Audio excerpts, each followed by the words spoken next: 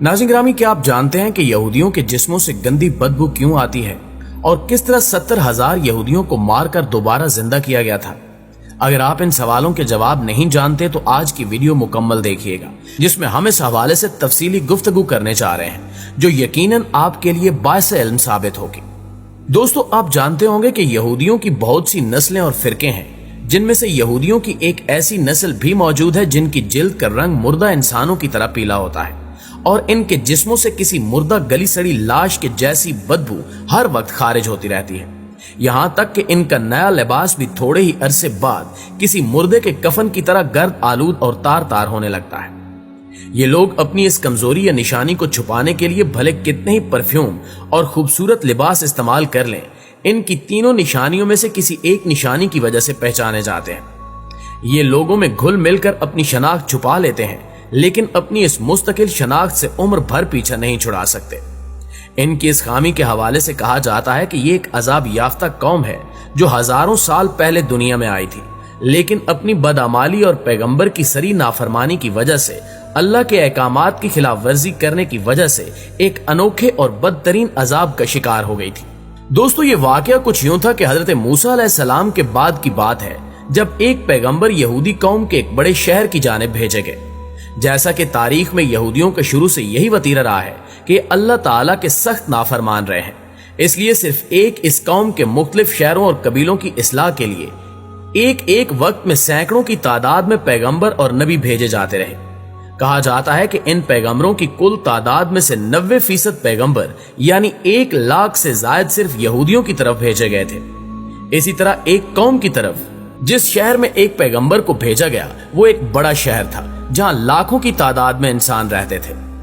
एक बार ऐसा हुआ कि पैगंबर ने अल्लाह के हुक्म से लोगों को इकट्ठा किया और नाफरमानों के एक लश्कर से जिहाद करने के लिए तैयार होने का हुक्म दिया। लेकिन जैसा कि यहूदी रुपए पैसे के लालची दुनियादार और जंगो जदल से दूर रहने वाली कौम है, लिहाजा इन्होंने पैगंबर को वाज़े तौर पर इनकार भी नहीं किया और हाँ में जवाब भी नहीं दिया, लेकिन बहाने बाजियों से टाल मटोल करने लगे। उस वक्त के पैगंबर इनको रोजाना घरों में जा जाकर जिहाद की तैयारियों का हुक्म देते, लेकिन वो दुनियावी जिंदगी में इतना खो चुके थे कि मौत के तसव्वुर से ही घबरा जाते थे। इस तरह वक्त गुजरता रहा और वो अल्लाह की तरफ से आने वाले इस हुक्म से बिल्कुल बेनियाज हो गए। लिहाजा इन पर अल्लाह की तरफ से अजाब लाने का फैसला किया गया। इन लोगों को अल्लाह के अजाब से बहुत डराया गया, लेकिन इनकी नाफरमानियां जारी रहीं और फिर एक रोज इनमें ताउन की वबा फूट पड़ी और रोजाना दर्जनों अफराद मौत के मुंह में जाने लगे। इस कौम के चालाक और होशियार लोगों ने जब ये सूरत हाल देखी तो उनको यकीन हो गया कि इनकी नाफरमानी की वजह से इन पर अल्लाह का अजाब नाजिल हो चुका है। चुनांचे वो लोग उस शहर से निकले और दूर दराज किसी जंगल में रहने के लिए चल खड़े हुए। वक्ती तौर पर जगह तब्दील करने की वजह से वो ताउन के मर्ज से बच गए, जिसको देखते हुए उन्होंने फैसला किया कि वो इसी जंगल में अपने बच्चों, दोस्तों, साथियों और रिश्तेदारों के साथ उस वक्त तक मुकीम रहेंगे जब तक इनके शहर में ताउन का अजाब टल न जाए।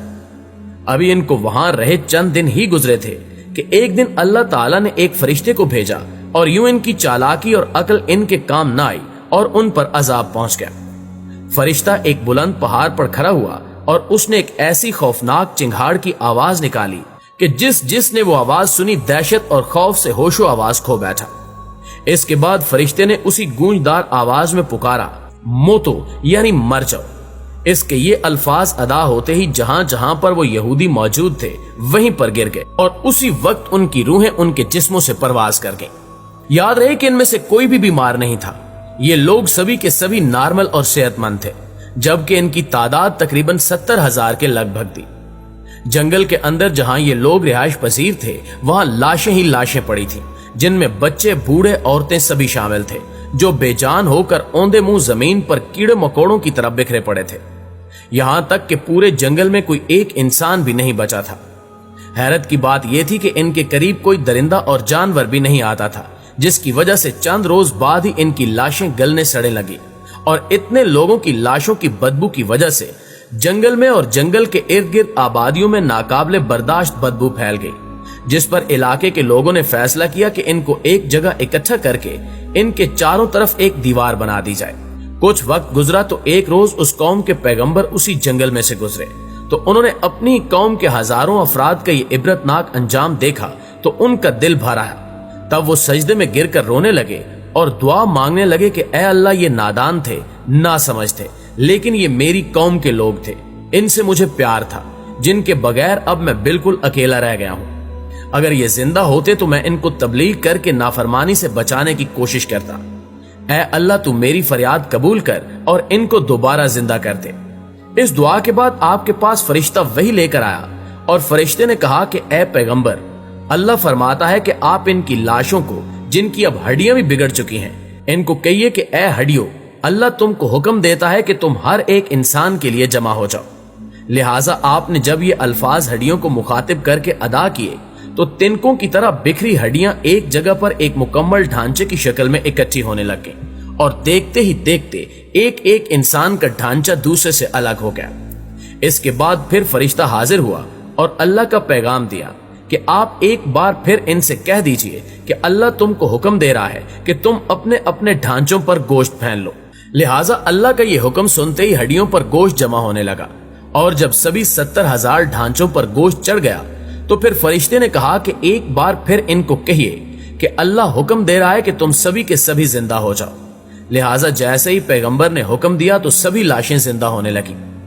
ناظرین گرامی، بے شک یہ انسانی تاریخ کا انوکھا اور حیرت انگیز واقعہ تھا،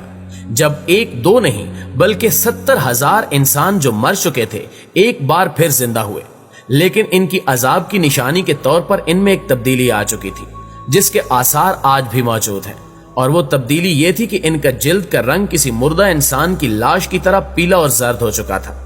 جس طرح 10-15 دن کے بعد کسی لاش کے جسم کا سارا خون خشک ہو چکا ہوتا ہے اور خون کے بغیر جلد بالکل پیلی پڑ چکی ہوتی ہے، لہٰذا ان انسانوں کی جلد کا رنگ ایسے ہی پیلا ہو چکا تھا، لیکن وہ صحت مند اور زندہ تھے۔ ان میں دوسری تبدیلی یہ تھی کہ ان کے جسموں سے ویسے ہی بدبو خارج ہو رہی تھی جیسی 10-15 دن پرانی لاش کے جسم سے پیدا ہوتی ہے۔ جبکہ تیسری تبدیلی یہ تھی کہ یہ جو لباس پہنتے کچھ دن بعد اس کی حالت مردے کے کفن جیسی ہونے لگتی، جیسے قبر میں پڑا مردہ مٹی لگنے سے اس کا کفن میلا ہونے لگتا ہے اور کمزور ہو کر تار تار ہونے لگتا ہے۔ یہ تینوں نشانیاں ان کی زندگی میں شامل ہو چکی تھیں، حتیٰ کہ ان کی آنے والی نسلوں میں بھی نشانیاں پائی جاتی ہیں، اور آج ہزاروں سال گزرنے کے بعد بھی اس نسل کے یہودی دنیا جہاں میں موجود ہیں، اور ان میں یہ تینوں نشانیاں موجود ہوتی ہیں۔ قرآن پاک کی سورہ بقرہ کی آیت نمبر 243 میں اس واقعے کی سب سے بڑی دلیل ہے، جس کا ترجمہ کچھ یوں ہے کہ اے محبوب، کیا آپ نے نہیں دیکھا تھا وہ جو موت کے ڈر سے اپنے گھروں سے نکلے وہ ہزاروں تھے، اللہ نے ان سے کہا مر جاؤ اور پھر انہیں زندہ کر دیا۔ بے شک اللہ لوگوں پر فضل کرنے والا ہے، مگر اکثر ناشکرے ہیں۔